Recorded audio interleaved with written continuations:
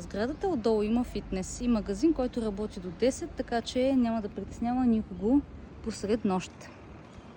Входа е А, адреса е Атанаси Ширков, 11. Отваря се с чип.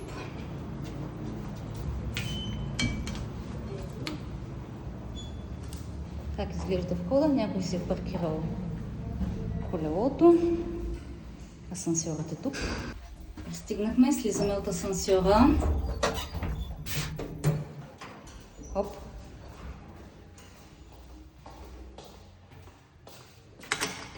Сега дали сме отключили, заключили.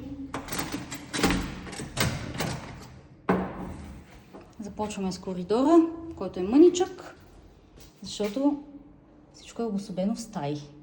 Тук имаме едно малко портманто, може да се сложи шкаф за обувки извън апартамента, за да не ви заема място. Тук имаме баня с тоалетна, широка е, слава богу, и чиста вече. Спалнята умишлено са пуснати шторите, тъй като апартаментът е изцяло южен и доста топъл. Докато вдигна шторите, междувременно по-първо ще ги пусна, за да видим колко тъмно става. Човек може да се наспи. И сега ги вдигаме. С една ръка е малко трудно. Апартаментчето е доста светло. Часът е 8. Може да се види, че има достатъчно светлина. Климатиците работят. Обзавеждането в спалнята е голям скрин. Леглото е спалня с 2 нощни шкафчета и 5-крилен гардероб. От тази страна имаме двукрил.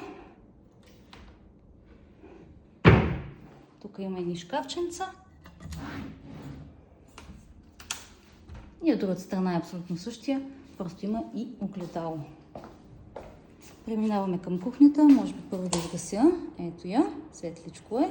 Тук да изгасим. Така. 2 котлончета, абсорбатор, работещ.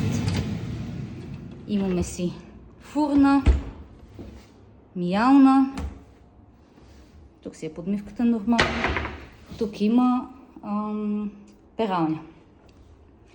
Горните шкафове са достатъчно, за да може да се събере абсолютно всичко. И тук имаме също хладилник. Секция, в която могат да се държат вещи, да се сложи телевизор при необходимост. Това е хола.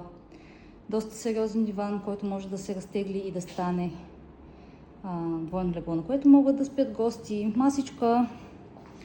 Тук е трапезарната част, като тук също имаме климатик.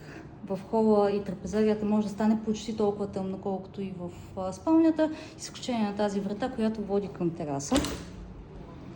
Терасата е с приличен размер. Има комарници на отварящите се прозорци, т.е. човек може да си ги остави нормално. И това е.